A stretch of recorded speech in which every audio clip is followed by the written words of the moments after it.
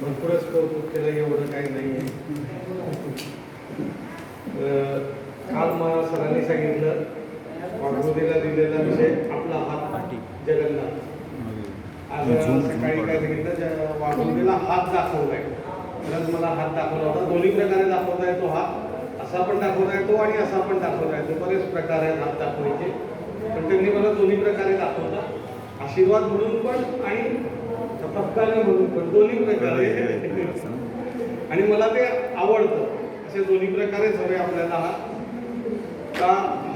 हस्त सामुद्रिकमध्ये, सामुद्रिक शास्त्रामध्ये बराच प्रकार आहेत. बरंच पूर्ण अंगलक्षण, नंतर फक्त तीळशास्त्र, पदतलशास्त्र, असे बरेच आहेत. आम्ही फक्त जास्तीत जास्त हस्त सामुद्रिक म्हणजे मनगटापासून पोटाच्या नखापर्यंत एवढं जास्त हे करतो, शिकवतो. आणि त्याबद्दलच मी आता पण सांगणार आहे. तर सुरुवात अशी की इकडे कोणी सर्वजण नाही बघत आहे, पण हे बोट जे वापरतो आपण, हे असं दाखवायला वापरतो बघा. तसंच हे बोट आपण दुसरं शाळेत दाखवत होतो बघा, सर मी सांगतो. तर हे बोट महत्वाचं आहे. दुसरं ह्याच्यापेक्षा लांब बोट आहे, पण हे बोट कधीही वापरलं नाही. हेच बोट का? शिक्षकांनाही माहिती नाही, शाळेतल्या कुठल्याही गुरुजींना माहिती नाही, पण आपण ज्योतिषांना माहिती आहे हे बोट गुरुचं आहे, म्हणून आपण हे बोट दाखवतो. गुरुची कारकत्व सर्वांना माहिती आहे, मी रिपीट नाही करत. हे गुरुचं बोट असल्यामुळे हे बोट दाखवतो. दोन कारणांसाठी, एखादी इमेज दाखवायला, किती लांबची वस्तू दाखवायला, आणि सर मी उत्तर सांगतो यासाठी हे बोट दाखवतो. दुसरं एक बोट दाखवतो शाळेमध्ये, हे बोट. ह्याला आपण कनिष्ठिका म्हणतो बघा. तिचं नावच तसं आहे, कनिष्ठिका. त्यावेळेस हे बोट दाखवतो का? कधीच नाही. त्यावेळी हीच बोट दाखवतो त्याला, कारण तिच्या नावातच आहे कनिष्ठिका, करंगळी, वेगवेगळी नावं आहेत. तर हे बोट जसं गुरुचं आहे तसं ते बुधाचं आहे. बुधाचं असलं तरी त्याचं त्यावेळी कारकत्व वेगळं आहे. त्यावेळेस बुधाचं कारकत्व त्याचं नाही. ह्या सर्व पाचही बोटांमध्ये स्ट्रॉंग बोट आहे अंगठा. पण आपण अंगठा कधीच दाखवत नाही शाळेत किंवा इतर कुठेही. फक्त अंगठा केव्हा बेस्ट लक द्यायला, किंवा हल्लीच्या काळात, पूर्वी नव्हतं, हल्लीच्या काळात लिफ्ट मागायला, मला जायचंय जरा थांबव काय. बाकी अंगठा तसा म्हटलं तर फक्त द्रोणाचार्यांनी एकलव्याला मागितला होता. कारण अंगठ्याशिवाय दुसऱ्या कुठलीच गोष्ट आपण उचलू शकत नाही. अंगठ्याचा सपोर्ट लागतो, त्याची व्यवस्थित ग्रीप येत नाही, कुठल्याही वस्तूची धरताना ग्रीप येत नाही. आणि म्हणून ह्या अंगठ्याला खूप महत्व आहे. आणि त्यामुळे त्यांनी त्याला एकलव्याला अंगठा मागितला होता की तो नंतर त्यात एक्सपर्ट होणार नाही धनुष्य विद्येमध्ये. तर ह्या अंगठ्याचं तर बरंच आहे, पण मी आता त्या बोटांवरून जरा पुढे इतर गोष्टी पण सांगतो. म्हणजे एवढ्या वेळेत सर्व तर शक्यच नाही, पण त्यातल्या त्यात इतर गोष्टी सांगायचा प्रयत्न करतो. सर्वांना जस्ट माहिती असलेल्या गोष्टी, आयुष्य रेषा माहिती आहे, मस्तक रेषा, हृदय रेषा. परत एकदा सांगतो, आयुष्य रेषा फक्त आयुष्य मोजण्यासाठी कधीही करू नका. आयुष्य मोजण्यासाठी असली तरी सुद्धा फक्त आयुष्य रेषेवरून आयुष्याचं कालमापन करायचं नसतं. कारण त्याला सपोर्टिंग रेषांचं सुद्धा बघितल्याशिवाय आयुष्याची कालमर्यादा ठरवायची नाही. आणि मस्तक रेषा, त्याच्यावरून जनरली आपलं मेंदूचे आजार आणि आपल्या मनाची परिस्थिती. हृदय रेषेवरून हार्ट, प्रेम आणि हार्टचे आजार हे 100% कळतात. माझं उदाहरण सांगतो, मला आलेली 2 चांगली उदाहरणं. माझं स्वतःचं हृदय रेषेवर अगदी बारीक कट आहे, पण लगेच ती पुढे व्यवस्थित झाली आहे. तर त्या अर्थात ह्या गोष्टी ज्या आहेत ना, ह्या बऱ्याच वेळा बैरगोल भिंगातूनच बघाव्या लागतात. आणि त्यासाठी 10x बैरगोल भिंग घ्यायला. 10x शिवाय वेगळा घेतला तर तेवढे क्लिअरिटी येत नाही. म्हणून 10x बैरगोल भिंग घेतला तर ती थोडीशी कट होऊन आधीच ती व्यवस्थित झालेली आहे. त्यामुळे माझी मागच्या वर्षी एंजिओप्लास्टी झाली. दुसरं एक उदाहरण सांगतो. आमच्याच कुटुंबातलं म्हणजे माझा मेहुणा, त्यावेळेस मी ज्या शिकलो होतो फार पूर्वी, त्यावेळेची गोष्ट 2013ला एखाद्या सगळ्यांच्या ह्याच्यातून शिकलो होतो आमच्या इथं रत्नागिरीतच. तर त्याच्या हृदयरेषेवर काळा ठिपका होता, डार्क. आणि मी त्याला सांगितलं की तुला हार्टचा मोठा प्रॉब्लेम होणार आहे. त्यावेळेस मी जस्ट शिकलेलो असल्यामुळे त्याने माझ्यावर अजिबात विश्वास ठेवला नाही आणि झालं 2 वर्षांनी बायपास करायची वेळ आली. तर ह्या गोष्टी आपण आधी सांगू शकतो. ह्या ओळखण्यासाठी आपण हस्तसामुद्रिकाचा अभ्यास करायला पाहिजे. आणि आता मी कुंडलीचेही बऱ्याच शिकलेलो आहे, त्यावरून सांगतो. कुंडली शास्त्र चांगलं आहे, त्याप्रमाणे हस्तसामुद्रिक शास्त्र सुद्धा चांगलं आहे आणि त्याच्यापेक्षा थोडं बेटर आहे असं मी मानतो. कारण कुंडली शास्त्रामध्ये बरेचसे आपल्याला मुक्ताळे करायला लागतात. याचा षडाष्टक योग, समजा गुरुचा षडाष्टक योग शनीशी आहे म्हणजे काय, त्याच वेळेस गुरुचा नवपंचम बुधाशी आहे, त्याच वेळेस समसप्तक आहे म्हणजे समोरासमोर आहे मंगळाशी. तर काय काय काय सांगायचं हा थोडंसं जमलिंग होतं, पण हाताच्या ह्याच्यामध्ये अजिबात जमलिंग होत नाही. हे म्हणजे हेच उत्तर, दुसरं उत्तर असूच शकत नाही. त्यासाठी अर्थात 100% कुठलंही परिपूर्ण शास्त्र नाही, आपल्याला कालही विषय झाला. तसंच हे 100% ह्याच्यावरूनच सांगता येईल असं नाही. पण आपण कुंडली परीक्षण करताना त्याला सपोर्टिंग हाताचं परीक्षण जर केलं तर आपण ॲक्युरसीच्या बरचशा जवळपास जातो. जसं केपी मध्ये सांगितलं जातं की आमचं खूप ॲक्युरेट असतं, तसं हाताच्या ह्याच्यावरूनही आपण कुंडली प्लस हात केला तर ॲक्युरसीच्या खूप जवळ जातो. आणि ह्याला खूप मोठा अभ्यास लागतो असं नाही, थोडा केला तरी म्हणजे जास्तीत जास्त आम्ही तर असा प्लॅन करतोय 2 दिवसामध्ये पूर्ण हस्तसामुद्रिक विशारद पूर्ण करायचं. 2 दिवसात पूर्ण केलं की आपल्याला पूर्ण हाताचा हे करता येऊ शकेल अभ्यास. एवढं त्याला एक्सपर्ट करायचं. फुल डे 2 दिवस म्हणजे 10 ते 6 वगैरे काय असेल ते. तर अशा प्रकारे आपण प्रत्येक ज्योतिषाने हाताचं हे सपोर्टिंग करायला हरकत नाही. आणखी दुसरी एक गोष्ट सांगतो हस्तसामुद्रिक बद्दल. आपली कुंडली म्हणजे काय असतं, 12 घरं 30-30 अंशाची वगैरे हे सर्वांना माहिती आहे. त्याप्रमाणे म्हणजे थोडक्यात काय एक कोड लँग्वेज आहे जी सामान्य माणसाला कधीही कळत नाही. ती डी कोड आपण ज्योतिषी करतो. तसंच हे हात आहे, ह्याच्यावर कोडमध्ये लिहिलेलं आहे, ते डी कोड फक्त करायचं आहे आपल्याला. हल्ली डी कोडच्या बघा जाहिराती असतात टीव्हीवर वगैरे. तर हे आपण प्रत्येक गोष्ट डी कोड करणं शिकलो ना तर आपल्याला बऱ्याचशा गोष्टी सोप्या जातात. आणि कुंडलीचं बनवताना कुठली पारंपरिकची असो, केपी असो और एनी कुठलीही कुंडली बनवताना आपल्याला जन्मवेळ लागते. इथला हातावरच्या रेषा मात्र बाळ जन्माला यायच्या आधी म्हणजे आईच्या पोटात असताना 4थ्या किंवा 5व्या महिन्यातच तयार झालेले असतात. हे मेडिकल सायन्सने सिद्ध केलेलं आहे. त्यामुळे ह्या त्यावेळेपासून तयार झालेल्या रेषा बदलत नाही. म्हणजे ज्या मुख्य रेषा आहेत त्यांच्यामध्ये बदल होत नाही, इतर रेषांमध्ये कायम बदल होत असतात. दर 3-3 महिन्यांनी थोडा थोडा बदल जाणवतो. म्हणजे उदाहरणार्थ बदल म्हणजे कसा, आता मी अगदी व्यवस्थित आहे, कुठलेही व्यसनी नाही काय नाही, पण मी नंतर व्यसन सुरू केलं की इतर 3 महिन्यात ती रेषा दिसणार. हे एक उदाहरण सांगितलं. असं कुठलंही उदाहरण असू द्या. आता मी म्हणजे बाहेर केली नाही, म्हणजे काय म्हणतात परस्त्री गमन करत नाही, नंतर करायला लागलो तर ती इथं दिसणारच. कंटिन्युअसली करायला लागलो तर. पण 5-6 ते काय असतात मला माझ्या लक्षात आलं 5-6 महिन्यातून एकदा वगैरे भेटायला जात असलो तर त्याचा बदल होत नाही.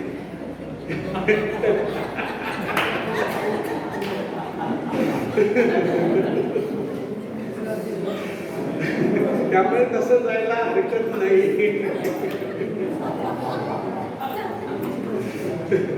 पण कंटिन्युअस त्याच्या आहारी गेला म्हणून व्यसनी झाला तर असा शब्द मी म्हटला.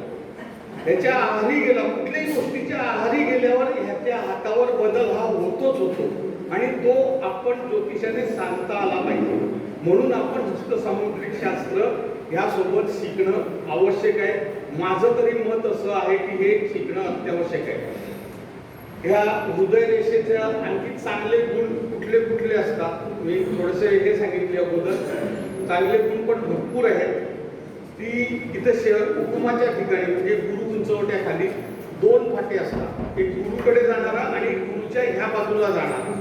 ते फार चांगलं लक्षण असतं. बघा बऱ्याच स्वतःचं बघितलं तरी चालेल. फार चांगलं लक्षण आहे. म्हणजे गुरु आपल्याला बऱ्यापैकी देतोय. आणखी तिसरा फाटा असला तर त्याच्यापेक्षा बेटर. तिसरा फाटा म्हणजे शनी उंच वट्याखाली उगम होऊन तोही गुरुकडे जाणार.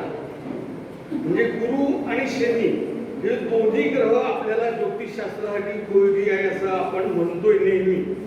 तर बघा माझा तसा आहे. त्यामुळे आणि बाकीच्यांनी तसंच शिकवलेलं आहे, मला आमच्या गुरूंनी तसंच शिकवलेलं आहे. म्हणून मी सांगतो की हा असा हे 3 फाटे जर असले तर जास्त बेटर. म्हणजे ज्योतिषशास्त्रात तो जास्तीत जास्त सक्सेसफुल होऊ शकतो. आणखी बरेचसे प्रश्न आपला कालचाही विषय असा होता, विवाहाबद्दल येतात, संततीबद्दल येतात. ह्या बऱ्याचशा गोष्टी आपण कुंडली नसली, जन्मतारीख नसली तर त्यावेळेस ह्याच्यावरून तर सांगूच शकतो. आपल्याकडे पर्याय आहेत पारंपरिकमध्ये. कुंडली नसली, जन्मतारीख नसली तर आपण प्रश्न कुंडली मानतो. केपीमध्ये सुद्धा प्रश्न कुंडली मांडता येते. पण हातावर तर डायरेक्ट दिसतंच काय आहे. तर मी माझ्याकडे एकदा एक नवरा बायको आले होते, 2 जण आले आणि त्यांची मुलगी आली आहे. म्हणजे एकच मुलगी होती त्यांना, दुसरं काहीही नव्हतं, फक्त एकच मुलगी. त्या दोघांचे मुलीच्या ह्याच्यासाठी आले होते खरं, मुलीच्या करिअरबद्दल विचारायला. पण ते म्हटले आता आलोच आहे तर आमचे दोघांचेही बघूया. त्या दोघांचे बघितले मी आणि त्यांना सांगितलं तुम्हाला एक मुलगा असायला हवा असं मला वाटतं. दोघांच्या हात बघितल्यावर बरं कालही विषय झाला, दोघांच्या पत्रिका बघितल्याशिवाय संततीबद्दल सांगू नका. पण मी तसंच केलं होतं, दोघांचे बघितल्यावरच सांगितलं एक मुलगा असायला हवा. तर म्हटले मुलगा तर ती बाई म्हटली मुलगा तर नाही, पण माझं एकदा मिसकॅरेज झालं होतं, मे बी ते असू शकेल. आणि तो म्हटला आहे मुलगा, पण तो पहिल्या बायकोला तिचा घटस्फोट झालाय.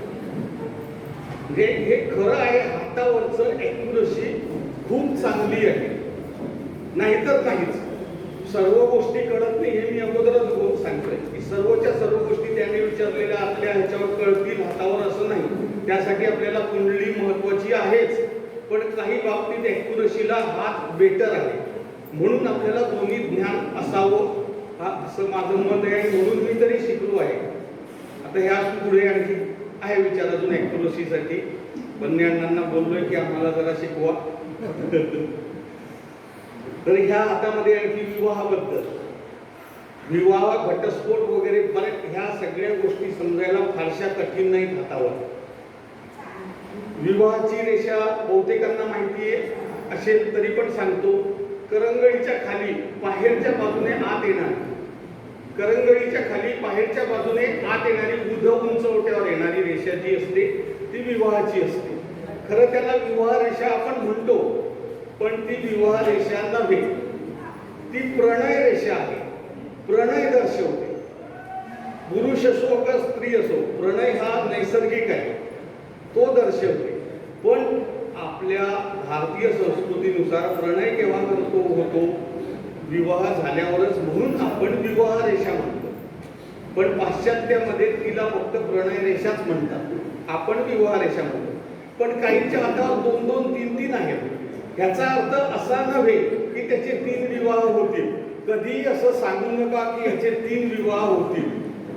तर ती रेषा ह्यासाठी असते, त्यातली जी ठळक आहे ती विवाह रेषा सांगायची, आणि जी ठळक नाही त्या काळात त्याला प्रणयाची संधी मिळते.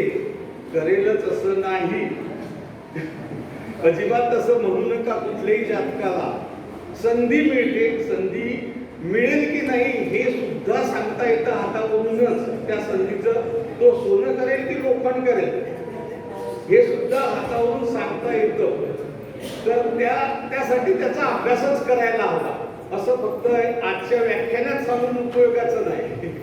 कारण एका बाजूने बघून तसं सांगू नये म्हणून मी सांगतोय.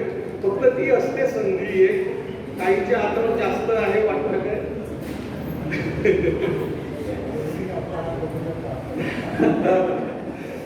हा, आपला स्वतःचा हात बघू नका, नाहीतर अनेक प्रणय रेषा असतील आणि म्हणाल हा काय सांगतोय, मला तर कधीच असं काय नाहीये. ती संधी कदाचित तुम्ही घेऊ शकला नसाल, वेगवेगळी कारणं असतात. ती संधी केव्हा आपण तिचं सोनं करू शकत नाही सांगतो. हे पहिलं गोष्ट सांगितलं गुरुचं. गुरु आपण कुंडलीचा अभ्यास करतानाही सांगतो बघा बऱ्याच वेळा 12व्या स्थानात किंवा 12व्या स्थानावर गुरुची दृष्टी असली की त्याचं ते प्रकरण उघड होत नाही. तसंच हे आहे, हा गुरु जर चांगला असेल म्हणजे हा गुरु उंचवटा चांगला असेल. चांगला म्हणजे काय? हा उंचवटा, बरेच जण टेकडी म्हणतात, कोण पर्वत म्हणतात, वेगवेगळी नावं आहेत. पण टेकडी म्हणजे काहीतरी अशी टेकडी वाटते उंच, अशी टेकडी नसते काही. किंवा पर्वत म्हटलं तरी आपल्या डोळ्यासमोर वेगळं काहीतरी चित्र उभं राहतं, म्हणून मी उंचवटा शब्द वापरतो. उंचवटा शब्द मला बेटर वाटला म्हणून वापरतोय. हा उंचवटा योग्य म्हणजे अतिफुगीर म्हणजे कसा, दाबल्यानंतर आपोआप वर येतो तो अतिफुगीर. अतिफुगीर झाला की अति तेथे मातीप्रमाणे तो जास्त वेळ हे देऊ शकत नाही. जसं गुरु स्थाननाश करतो म्हणतात, तसं तो स्थाननाश होणार त्यावेळी.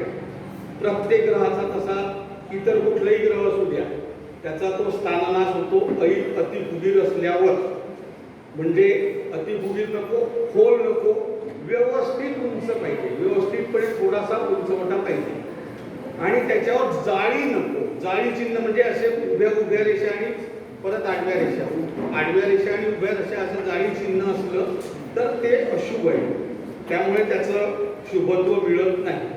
ते नसेल तर हा गुरु तुम्हाला त्या प्रणयामध्ये साथ देणार नाही, हे समजा. किती रेषा असू द्या त्या प्रणय रेषा. तर आणखी दुसरी गोष्ट गुरुवरची, गुरुवलय एक असतं.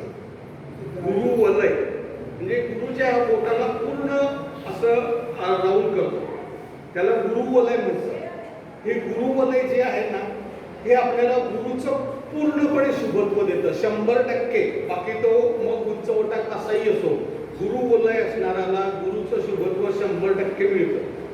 सर्वांना गुरुवलय पूर्ण नाहीये, मी सांगतो. इथं असलेले अर्धवट असेल, अर्ध्यापर्यंत गेलं असेल, पाव भाग असेल, पाऊण भाग असेल, पण 100% पूर्ण वलय गेलेलं नाही.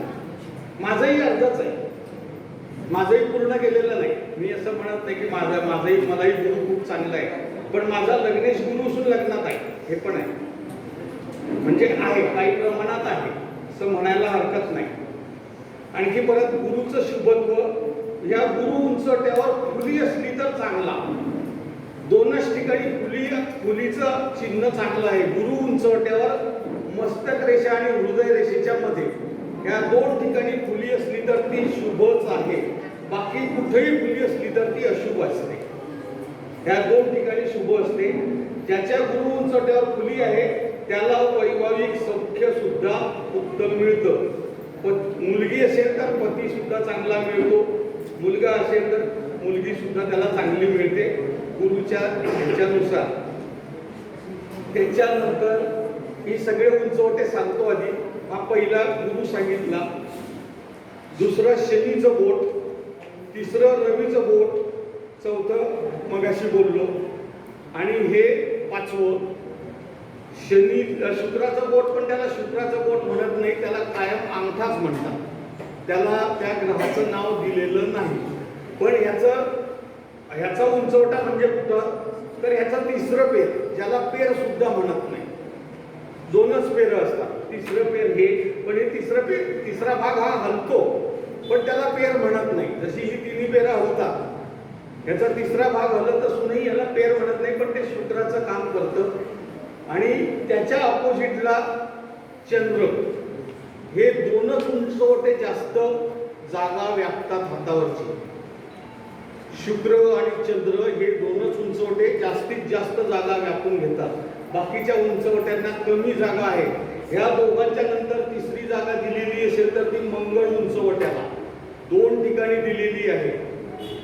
बुधाच्या खाली आणि चंद्राच्या वर, म्हणजे मस्तक रेषेच्या वर आणि हृदय रेषेच्या खाली जो असतो तो वरचा मंगळ.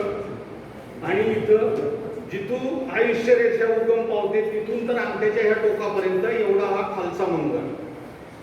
मंगळाची रेषा, त्याच्या व्यतिरिक्त मंगळाची रेषा मात्र त्याच्यावर नसता, ती आयुष्य इथून उगम पावते आणि आयुष्य रेषेला समांतर अशी खाली जाते. आयुष्य रेषेप्रमाणेच खाली जाते. काहींची समांतर जाते, काहींची थोडी इकडे जाते, कशी जाते, वेगवेगळे प्रकार असतात. उगमही वेगवेगळ्या ठिकाणी असतो. असं नाही की एकाच ठिकाणी असतो. प्रत्येक हातावरचे रेषांचे उगम वेगवेगळ्या ठिकाणी असतात.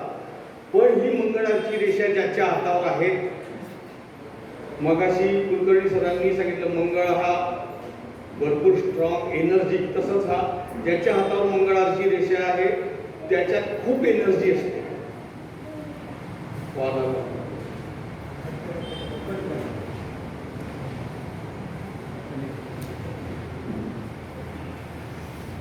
मंगळाच्या रेषा ज्याच्या हातावर आहे म्हणजे आयुष्य रेषेला जाणारी त्या व्यक्तीच्या हातात भरपूर एनर्जी असते. कुठल्याही कामाला तो दमत नाही. आणि त्याचे हे मंगळ उंचवटे जर फुगीर असले त्याच वेळेस तर आणखी एनर्जी, ती एवढी एनर्जी की तो वाया घालवायला त्याला प्रश्न पडतात. म्हणून अशा लोकांना आपल्याकडे कोण आला दाखवायला तर त्याला एकच सांगायचं, तू मिलिटरीत जा किंवा पोलीसमध्ये तरी जा, तिथंच त्याची एनर्जीचा वापर होईल. मी स्वतः बघितलेलं उदाहरण, असा काही गेला नव्हता. परवा मात्र आपल्याला भेटला, तो आमच्या डेमो क्लासला आला होता, पोलीस होता. आणि ती तसं त्याच्या मिसेसला ते पटलं अगदी 100% म्हणे असंच आहे. त्यांची एनर्जी घालवण्यासाठी ते तिथं जातात आणि घरातही राग करतात. ही माणसं मंगळाचा स्वभाव घरातही दाखवत असतात. कायम सेनापतीच्या ह्याच्याने बोलत असतात.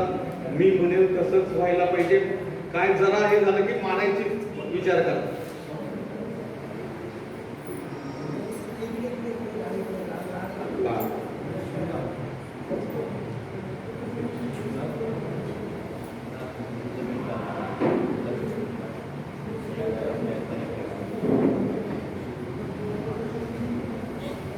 तर ही मंगळाची रेषा स्त्रीच्या हातावर असते, स्त्रियांच्या हातावरही असते. तर ती एनर्जिक असते, भरपूर एनर्जी असते तिच्यामध्ये. मी एक माझ्या उदाहरणार्थ माझ्या याच्यात संपर्कात असलेला आहे माझा एक मित्र आहे इथे जवळचाच आहे इचलकरंजीचा.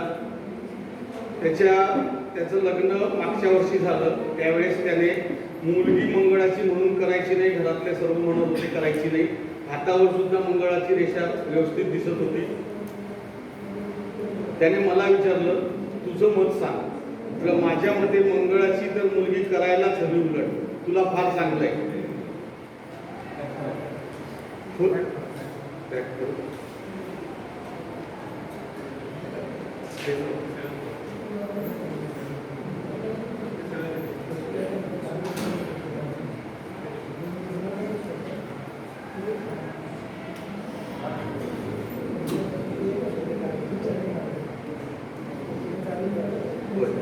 तर मंगळ असणं माझ्या मते, काल विषय झाला मंगळाबद्दल, पण मी माझं मत व्यक्त करतो आणि मी अशी उदाहरणं सांगतो. त्या उदाहरणातलं सांगतो, मंगळ असलेली मुलगी करणं किंवा मुलगा करणं, त्याला मी जे सांगितलं तसं मुलगी अवश्य कर.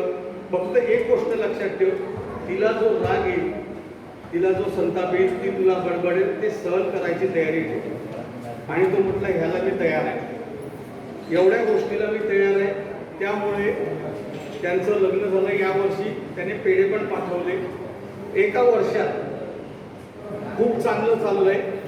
आणि एनर्जी केवढी आहे, घरातली सर्व कामं करून, नोकरी सांभाळून सर्व कामं ती करते. नोकरी करते, तो पण नोकरी करतोय आणि ती पण नोकरी करते. आणि विशेष म्हणजे नोकरी कशी, गावात नाही, इचलकरंजीत नाही, बाहेर गावी जाते, रोज अपडाऊन करते. घरातली सगळी कामं सांभाळून, सासू सासऱ्यांचं सगळं सांभाळून पण तरी दमत नाही. ही मंगळाची मुलगी म्हणजे मंगळ रेषा असणारी. परत खूप एनर्जी असते त्यांच्यामध्ये, दमतच नाहीत त्या. फक्त पुरुष असो, स्त्री असो, कुणी असो. तर मला उलट मंगळाच्या आवडतात. दुसरं एक माझ्या इथं मंगळाची एक मी रत्नागिरीतलीच उदाहरण, एक इचलकरंजीचं झालं, रत्नागिरीतलं एक सांगतो. मंगळाची म्हणून तिचं लग्न होत नव्हतं. 36व्या वर्षी लग्न झालं. तो मंगळाचा नव्हता. दुर्दैवाने तिला आपल्या कास्टचा मिळाला नाही म्हणून दुसऱ्या कास्टचा केला. कारण 36 नंतर किती रोज थांबायचं तिनेही. म्हणून तिच्या शाळेतला, हायस्कूलमधला दुसरा शिक्षक त्याने मला त्यावेळेस विचारलं होतं, तू म्हटलं बिंदास कर, तुला तर माहितीच आहे तिचा स्वभाव. कारण ते जवळजवळ 10 वर्षे एका शाळेत एकत्र काम करत होते, त्यामुळे तुला माहिती आहे. मी काही डिटेल सांगायला नको, कारण ती आमच्या घरात जास्त संपर्कात होती. म्हणून त्याने मला विचारलं. फक्त तुला तडजोड करावी लागेल. तर म्हटलं नक्की करेन मी. त्याच्या घरची परिस्थिती मला फारशी माहिती नव्हती, पण त्याने त्यावेळेस सांगितली. त्यामुळे इन्कम मिळणार, दोघं शिक्षक आहे म्हटल्यावर त्याने केलं.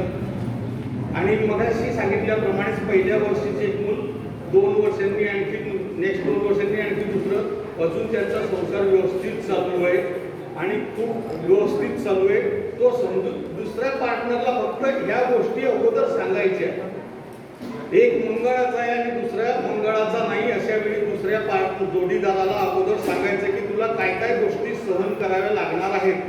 सहन नाही, ऍडजस्ट कराव्या लागणार आहे. सहन शब्द नाही वापरायचा, ऍडजस्ट करायला लागणार. आणि त्याला तो तयार असेल तर त्यांचं आयुष्य खूप चांगलं जातं, समाधानाचं जातं आणि तसं खूप चांगलं आहे. माझ्या मते तर मंगळाची मुलगी, उलट आता माझ्या मुलालाही मी सांगितलं मंगळाची असली तर फारच चांगलं, तू कर बिनधास्त, दुसरीकडे होत नसलं तरी. तर अशा प्रकारे मंगळाच्या बाबतीत हे माझे मत झाले. प्रत्येक ज्योतिषाचं असं मत असेल असं नाही, प्रत्येकाचे अनुभव पण वेगळे असतील. पण माझे अनुभव असे आले की मंगळाच्या मुलीबद्दल खूप चांगले आलेले आहेत म्हणून मी सांगितले. यानंतर ही आयुष्य रेषेवरून मी सांगितलं तुम्हाला सुरुवातीलाच की आयुष्य रेषेवरून पूर्ण आयुष्याचं हे करायचं नाही. याला कारण सांगतो.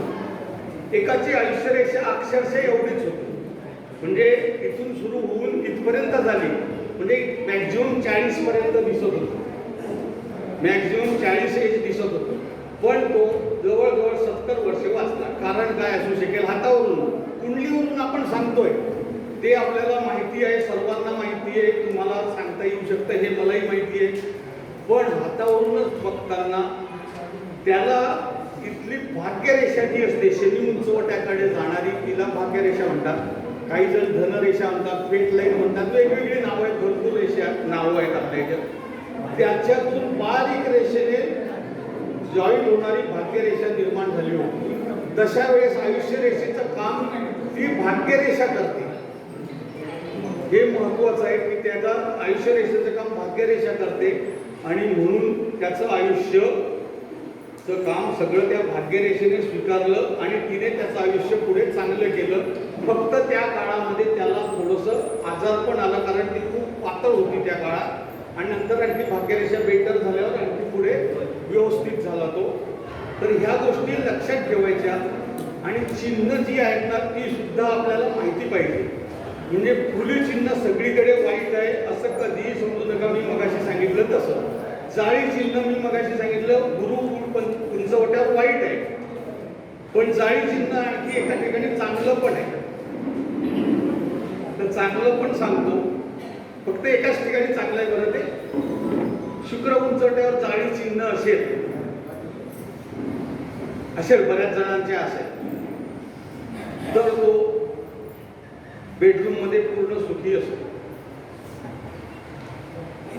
शुक्र उंचवट्यावर जाळी चिन्ह असणाऱ्याला शय्यासुख खूप उत्तम मिळतो. बघा प्रत्येकाचं तपासून. पण माझं आणि हे 100% बरोबर आहे. इतरही गोष्टी आहेत. ही जी हार्ट लाईन आहे ना, मी सांगितलं की गुरु उंचवट्यावरून उगम पावते. सर्वांचीच गुरु उंचवट्यावरून उगम पावत नाही.